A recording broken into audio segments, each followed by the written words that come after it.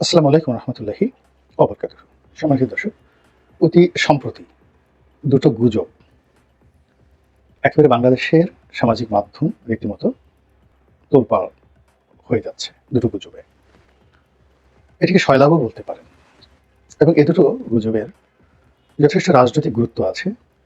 এবং এই দুটো গুজবের মাধ্যমে আমাদের যে জাতীয় চরিত্র, মন এবং মানসিকতা, এটা যেভাবে নির্ভর করছে, এবং আগামীতে আওয়ামী লীগের রাজনীতি এবং দেশীয় রাজনীতি এটি কিভাবে শেভ নেবে, এটিও কিন্তু এই দুটো গুজবের মধ্যে একেবারে প্রকট হয়ে উঠেছে। প্রথম গুজবটা হলো আওয়ামী লীগের সাধারণ সম্পাদক জনাব ওবায়দুল কাদের মারা গিয়েছেন। এটা সত্য মিথ্যা গুজব এটা আমরা কেউ জানি না। এর কারণ হলো এটা নিয়ে আওয়ামী লীগের লোকজন কেউ কিছু বলছে না। এমনিতেই আগস্ট মাসের সেই ৩-৪ তারিখ থেকে বা ৫ তারিখের পর থেকে কতগুলো গুজব একেবারে মারাত্মক আকার ধারণ করেছে। বিশেষ করে সেই ডিবি হারুন ধরা পড়েছে, হাত জোড় করে ক্ষমা চাচ্ছে, সে গণপিটুনিতে আহত, সামরিক হাসপাতালে সে চিকিৎসারত আছে, ইত্যাদি নানা রকম কথাবার্তা। এরপরে সে পুলিশ হেডকোয়ার্টারে ছিল, সেখান থেকে সে লাফিয়ে ওয়াল টপকে পালাতে গিয়ে আহত হয়েছে, ইত্যাদি ইত্যাদি। পরবর্তীতে দেখা গেল যে জনাব হারুন টেলিভিশন সাক্ষাৎকার দিয়ে বললেন যে না, তিনি নিরাপদে আছেন, দেশের মধ্যে আছেন, ভালো আছেন, এবং তার কথাবার্তার মধ্যে যথেষ্ট দৃঢ়তা ছিল, আত্মবিশ্বাস ছিল, এবং তিনি মনে হয় যে কৌশলগত কারণে একটু দূরে আছেন, কিন্তু তিনি ভীত সন্ত্রস্ত নন, এবং তিনি কোনো অবস্থাতেই ক্ষতিগ্রস্ত হননি। মনে হয় আবার তিনি সেই ডিবি প্রধান রূপে এসে বসবেন এবং আগের মতো করে ছড়ি ঘুরাবেন। ফলে কি হলো, তাকে নিয়ে গুজবটা শেষ। এখন আর ডিবি হারুনকে নিয়ে কেউ কোনো কথা বলছে না। অনুরূপভাবে ডিবি মনির হিসেবে পরিচিত ছিলেন। পরবর্তীতে তিনি এডিশনাল আইজি এবং পুলিশের স্পেশাল ব্রাঞ্চের বস ছিলেন। তো তাকে পুলিশের ডিফ্যাক্টো আইজি বলা হতো, এবং তিনি যখন ডিবির জয়েন্ট কমিশনার, সেই প্রথম থেকে কেন জানি তিনি শেখ হাসিনার খুব ঘনিষ্ঠ এবং বিশ্বাস এবং আস্থাভাজন ছিলেন। বাড়ি গোপালগঞ্জে কিনা আমি জানি না, তবে তিনি নম্র, তিনি ভদ্র, মিষ্টভাষী এবং সদাহাস্য, সবসময় হাসি মুখে কথা বলেন।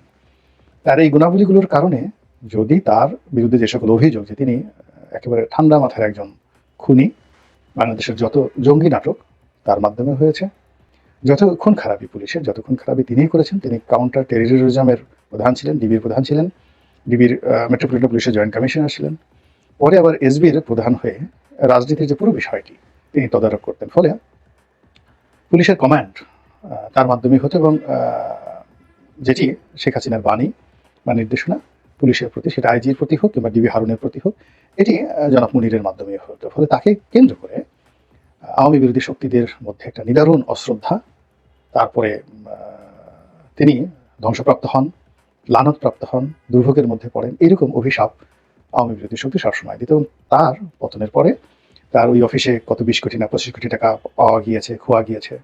শেষ পর্যায়ে তিনি খুন খারাপি করার জন্য এই টাকা নিয়ে তিনি এসেছেন, এবং পুরো টাকা তিনি এগুলো করতে পারেননি। এরপর তিনি যখন তাকে যখন পাওয়া যাচ্ছিল না, তখন তিনিও এই ডিবি হারুনের মতো তিনি আসলেন, সাক্ষাৎকার দিলেন, লাইভে কথাবার্তা বললেন, এবং তিনি খুব দৃঢ়তার সাথে বললেন, আত্মপক্ষ সমর্থন করে, যে তিনি কোনো অন্যায় করেননি, গুনাহ করেননি, এবং তিনি একেবারে সর্বশেষ যে জায়গাটিতে ছিলেন এসবিতে, ওখানে আসলে তার কোনো কমান্ডই ছিল না। তারপর তিনি বিএনপি পন্থী একজন পুলিশ কর্তা, যাকে তিনি দয়া করেছিলেন, এবং দয়া করে আওয়ামী লীগ জমানাতে তাকে প্রমোশন দিয়েছেন, এবং তার পাশাপাশি দেখেছেন এই লোকটি বেইমানি করেছে, বেইমানি করে তাকে কিভাবে ফাঁসানোর চেষ্টা করেছে, নিজের সেই অসহায়ত্ব তিনি চমৎকারভাবে ফুটিয়ে তুলেছেন। ফলে তাকে নিয়ে এখন আর কোনো গুজব হচ্ছে না। এরপর এখন যে গুজবটা হচ্ছে সেটা হলো ওবায়দুল কাদেরকে নিয়ে। এখন ওবায়দুল কাদের এমনিতে অনেক দিন যাবত অসুস্থ, এবং তাকে নিয়ে এর আগেও বহুবার গুজব হয়েছে। তিনি সিঙ্গাপুরে আছেন, মারা গিয়েছেন, তারপরে তিনি বাংলাদেশে আছেন, লাইফ সাপোর্টে আছেন, ইত্যাদি নানা কিছু। এখন এই ভদ্রলোক কতটুকু দুর্নীতি করেছেন, কতটুকু অন্যায় করেছেন, সেটা আইন শৃঙ্খলা রক্ষাকারী বাহিনী দেখবে। কিন্তু তার সবচেয়ে বড় দোষ হলো তিনি আওয়ামী লীগের পক্ষে প্রতি মুহূর্তে কথাবার্তা বলেছেন, এবং শেষের দিকে বয়সের ভারে তিনি অনেক কথা বলতেন, যেগুলো কথা স্বাভাবিক মনে হতো না। দ্বিতীয়ত, তিনি সবসময় আলোচনায় থাকতে চাইতেন। আর তৃতীয়ত, তার মনের মধ্যে একটা ভয় কাজ করতো যে তার যে কোনো সময় পদচ্যুতি ঘটতে পারে। এই জন্য তিনি শেখ হাসিনাকে খুশি করার জন্য অনেক কথা বলতেন। আবার তিনি এই আশঙ্কাও করতেন যে তাকে পালানো লাগতে পারে, সরকারের যে কোনো সময় পতন হতে পারে, শেখ হাসিনা যে কোনো সময় মারা যেতে পারেন, শেখ হাসিনা পালাতে পারেন, এই সকল কথাবার্তা আবার তিনি অকপটে খুব সুকৌশলে বলতেন। যেমন শেখ হাসিনা পালায় না, আমি পালাবো না, আমি মির্জা ফখরুলের বাড়িতে উঠবো, তো মির্জা ফখরুলকে জায়গা দেবেন না, এই সকল কথাবার্তা তিনি বলতেন। ফলে তিনি সবসময় আলোচনা সমালোচনার কেন্দ্রে ছিলেন, একেবারে কেন্দ্রে ছিলেন। তিনি সমালোচিত ছিলেন মূলত তার ড্রেস আপের জন্য, দামি পোশাক আশাকের জন্য, ঘড়ির জন্য। কিন্তু এমনি তিনি কাউকে ওইভাবে ধরো মারো, মানে আওয়ামী লীগের যে সকল বুলেট মাকড়া নেতা ছিলেন, গদা মাকড়া নেতা ছিলেন, কামান মাকড়া নেতা ছিলেন, কোদাল মাকড়া নেতা ছিলেন, খন্তা মাকড়া নেতা ছিলেন, যারা কিছু হলে এই জিনিসগুলো ব্যবহার করতেন, তো ওইরকম তিনি ছিলেন না। তিনি শিক্ষিত ভদ্রলোক সজ্জন ব্যক্তি ছিলেন, কিন্তু তাকে নিয়ে ট্রল হতো, প্রচুর ট্রল হতো। এখন এই মানুষটি এই সময়টিতে নিখোঁজ। তিনি কোথায় আছেন? তিনি বাংলাদেশে আছেন, না ভারতে গেছেন, নাকি ইংল্যান্ডে গেছেন, নাকি তিনি এখনো কারো হেফাজতে আছেন, কোনো গুরুত্বপূর্ণ সংস্থার হেফাজতে আছেন, নাকি তিনি আয়না ঘরে আছেন, এই বিষয়গুলো আমরা কিছুই জানি না। ফলে তার মৃত্যু নিয়ে গুজব ছড়িয়ে পড়েছে। এবং এটি আমাদের জন্য, যারা বিজয়ী হয়েছি আমরা আওয়ামী লীগের বিরুদ্ধে, আমাদের জন্য ওবায়দুল কাদের বেঁচে থাকলেও আমাদের কিছু আসে যায় না, আর বেঁচে না থাকলেও আমাদের কিছু আসে যায় না। এবং আওয়ামী বিরোধী শক্তি তার এই মৃত্যুর সংবাদ প্রচার করছে না, কেউ করছে না। বিএনপি জামাতের কেউ এই প্রচার করছে না, এই প্রচার করছে আওয়ামী লীগের লোকজন। এবং এখানেই সবচেয়ে বড় মানে যাকে বলা হয় নিয়তির খেলা। এর কারণ হলো আওয়ামী লীগের মধ্যে এই অবস্থার মধ্যেও ওবায়দুল কাদেরের যে পদ পদবি, অর্থাৎ সাধারণ সম্পাদকের যে পদ, এই পদটি দখল করার জন্য যারা বিদেশে পালিয়ে আছেন, এরকম 1 ডজন নেতা চোখ গোল গোল করে একেবারে জিব্বা বের করে তারা বসে আছেন। তারা সাধারণ সম্পাদক হতে চান, এবং সেখানে তাদের মানে বাধা হলো জনাব ওবায়দুল কাদের। তো তিনি যদি লুকিয়ে থাকেন, কারো যাকে বলা হয় জিম্মায় থাকেন, তাহলে তো এই জিনিসটা হবে না। দ্বিতীয়ত হলো এখানে 1-to-1 রিলেশন। ওবায়দুল কাদেরের সঙ্গে যদি শেখ হাসিনার ব্যক্তিগত গোপন যোগাযোগ থাকে, সেক্ষেত্রে অন্য যারা লোকজনরা আছে তারা এটা জানবেন না, শেখ হাসিনা এটা কখনো জানতে দেন না। ফলে ওখানে একটা ব্যারিকেড তৈরি হয়েছে, ফলে তাকে প্রভোগ করে যে আমি মরি নাই বা সে জীবিত আছে, তাকে প্রভোগ করে বের করে আনার চেষ্টা করা হচ্ছে। দ্বিতীয় আরেকটা কারণ হলো যে ওবায়দুল কাদের যদি কোনো কর্তৃপক্ষের হাতে থাকেন এবং তিনি যদি বাংলাদেশে থাকেন, তো তাকে যদি রাজ সাক্ষী বানানো হয়, সেক্ষেত্রে শেখ হাসিনার জন্য এটি একটা বিরাট মারাত্মক সমস্যা হয়ে দেখা দিবে। আর তার মাধ্যমে যদি আওয়ামী লীগকে পুনর্গঠিত করা হয়, নতুন আওয়ামী লীগ উইদাউট শেখ হাসিনা, এবং এই যে 111-এর যে আপগ্রেড ভার্সন 211, এটিকে সামনে রেখে যদি আবার সেই চেষ্টা করা হয়, তাহলে আওয়ামী লীগের অনেক লোকের তকদির পুড়ে যাবে। এই জন্য তাকে প্রভোগ করা হচ্ছে যেন তিনি মাথা উঁচু করে জানান দেন যে আমি মরি নাই। এগুলো এক। অথবা তিনি মরে গেছেন, যেহেতু তার কোনো সারা শব্দ পাওয়া যাচ্ছে না, ফলে ওখানে নতুন কাউকে আনা হোক। এবং ওবায়দুল কাদের সাহেবকে নিয়ে যে অবস্থার সৃষ্টি হয়েছে, আমরা যারা সাধারণ মানুষ, আমরা সত্যিকার অর্থেই আসলে কনফিউজড যে আসলে তিনি মারা গেছেন কিনা, জীবিত আছেন কিনা, আমরাও কিন্তু জানতে চাই। তো এর মধ্যে ধরুন আওয়ামী লীগের পলিটিক্সটাই মূলত বেশি, পক্ষে এবং বিপক্ষে, ওবায়দুল কাদের পক্ষে এবং ওবায়দুল কাদের বিপক্ষে। দ্বিতীয় যে গুজব, সেটা হলো শেখ হাসিনা হিন্দু হয়ে গেছেন। এটা মানে কি বলবো, একটা অনুষ্ঠানে, সেটা এআইয়ের মাধ্যমে হতে পারে বা পুরনো একটা জিনিস হতে পারে, সেটা তার কপালে টিপ পরিয়ে দেওয়া হয়েছে, এরকম একটা ছবি সামনে এনে বলার চেষ্টা করছে যে তিনি আর এখন মুসলমান নেই। এবং এটি আমাদের দেশের কিন্তু সাধারণ যারা আমজনতা, অনেক প্রান্তিক লেভেলে এই ধরনের গুজব কিন্তু নিদারুণভাবে খায়। আমি 75-এর 15ই আগস্টের পরে দেখেছি, আমি তখন ছোট, তারপর আমার অনেক ঘটনা মনে আছে।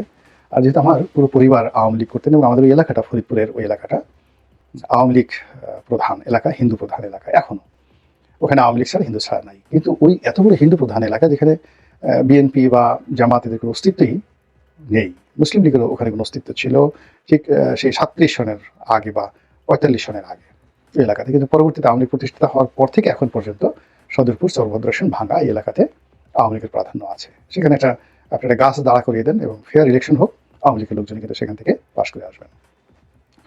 তো সেই এলাকাতে আমি যেটা দেখেছি 75-এর পরে, যে আওয়ামী লীগ সব হিন্দু দল, এবং আওয়ামী লীগের কোনো লোক মারা গেলে 75-এর বা 76-এর মাঝামাঝি সময় অনেক সময় জানাজা পড়ানোর জন্য লোক খুঁজে পাওয়া যেত না, যে হিন্দুর জানাজা হবে না। তো এইরকম অবস্থা। তারপরে একবার মনে আছে যে ওই যে কুকুরের মাথায় টুপি পরিয়ে দিয়ে তারপর প্রচার চালানো হয়েছিল যে আওয়ামী লীগ একটা বেঈমানের দল, এরা মানে ইসলামকে অবমাননা করে এবং এরা কুত্তার মাথায় বা কুকুরের মাথায় টুপি পরিয়ে দিয়েছে। তো এই দুর্ঘটনা নিয়ে একজন খুব বড় মন্ত্রী আমাকে বলছিলেন যে ভাই, মানে আমার নির্বাচনী এলাকায় এত ব্যাড ইফেক্ট করলো যে বুড়ো মানুষ এসে আমার হাত ধরে কেঁদে কেঁদে বলে যে আপনারা এত খারাপ, আপনারা কুকুরের মাথায় টুপি পরাই দিয়েছেন, সি সি সি সি সি, আপনাদের কার ভোট দেওয়া যাবে না। বলে যে এলাকা থেকে আমি সবসময় পাশ করে এসেছি, ওই বছর আমি সেখান থেকে ফেল করলাম। তো এই যে আওয়ামী লীগ হিন্দু হয়ে গেছে, এটি যারা আমচারতা সাধারণ যাকে বলা হয় মুমিন রয়েছেন, মুত্তাকি রয়েছেন, এত কিছু খোঁজখবর রাখেন না। এই শেখ হাসিনার হিন্দু হওয়ার এই বিষয়টি কিন্তু যাকে বলা হয় আওয়ামী লীগকে কগনিজেন্সি নিতে হবে এবং তাদেরকে এই কথাগুলো বলতে হবে। কারণ হলো আমাদের অনেক কিছু পরিবর্তন হয়েছে, পোশাক পরিবর্তন হয়েছে, মোবাইল পরিবর্তন হয়েছে, টেকনোলজি পরিবর্তন হয়েছে, কিন্তু আমাদের মন বিশেষ করে ধর্মকর্মের ব্যাপারে আগের জায়গাতেই আছে। তো এই যে দুটো প্রোপাগান্ডা, সেই প্রোপাগান্ডা এই মুহূর্তে চলছে, কিন্তু আওয়ামী লীগের পক্ষ থেকে এই ব্যাপারে কিন্তু কোনো কথাবার্তা বলা হচ্ছে না। দ্বিতীয়ত এখানে যেটি হচ্ছে, এই হিন্দু হয়ে গেছে, তো শেখ হাসিনা হিন্দু হয়ে গেছে, এর মাধ্যমে বিজেপি, নরেন্দ্র মোদী এবং ভারতীয় দাদাদের সঙ্গে আওয়ামী লীগের যে দহরম মহরম সম্পর্ক এবং এই দেশটিকে একটি হিন্দুস্থান বানানোর আওয়ামী লীগের যে পরিকল্পনার যে চক্রান্ত, এটি নিয়ে যে অপপ্রচার চালানো হচ্ছিল, সেই অপপ্রচারটি যে থেমে যায়নি এবং এটা আরও এই জমানাতে এত ব্যাপক আকারে প্রচার হচ্ছে, এর দ্বারা প্রমাণিত হয় যে আমরা যে আমাদের সাম্প্রদায়িক মন এবং মানসিকতা সেখান থেকে বেরোতে পারিনি। আমরা শেখ হাসিনাকে পরাজিত করেছি, তিনি আমাদের ভয়ে এখান থেকে চলে গেছেন। তার এই বয়সে প্রায় ৮০ বছর বয়সে তিনি আবার বাংলাদেশে ফেরত আসবেন, এটি খুবই একটা দুরূহ এবং কঠিন একটা বিষয়। তাকে আবার ভারত শক্তিমত্তা প্রয়োগ করে এখানে ক্ষমতায় বসাবে, এটি আরও দুরূহ একটি বিষয়। অথচ তাকে আমরা প্রতিপক্ষ মনে করে এখনো তার কপালে সিঁদুর পরাতে চেষ্টা করছি। আল্লাহ আমাদেরকে এই বদ খাসলত থেকে রক্ষা করুন এবং হেফাজত করুন। আসসালামু আলাইকুম ওয়া রাহমাতুল্লাহি ওয়া বারাকাতুহু।